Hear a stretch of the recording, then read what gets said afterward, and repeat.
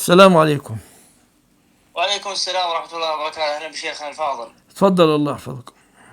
دام فضلك يا شيخ. يا شيخنا الفاضل، هل من الممكن أن أستمع لمن يسمون أنفسهم أشاعرة أو صوفية، لكن أحترز في باب الأسماء والصفات وباب التصوفات، يعني أستفيد منهم في الأمور الفقهية اللي تشابه أقوالنا، نعم، لا مثل القاضي مانع. عياض.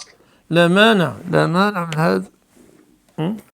لأن كثيرا، يعني كثير جدا من القراء، حتى القراء اللي هم قراء القرآن، تجد عندهم تصوفات زائدة.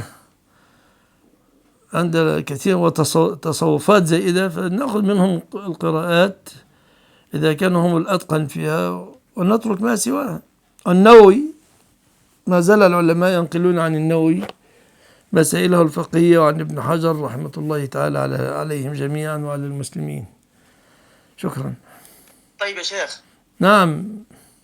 نريد من فضيلتكم أن ترشدون على الأئمة أو العلماء الربانيون البعيدين عن الفرق والتمذهب والأمور الحزبية. يعني من فضيلتكم، احنا العوام يعني يختلط علينا ويلتبس علينا كثير من المشايخ الآن أنت من أي في البلاد؟ الساحة. من أي البلاد؟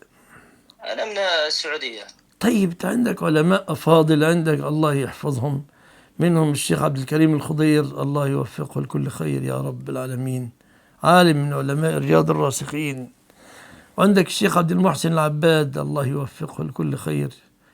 عندك عدد كبير جدا، والشيخ الفوزان عندك، الله يوفقه لكل خير. عندك علماء كثيرون جدا جدا يعني.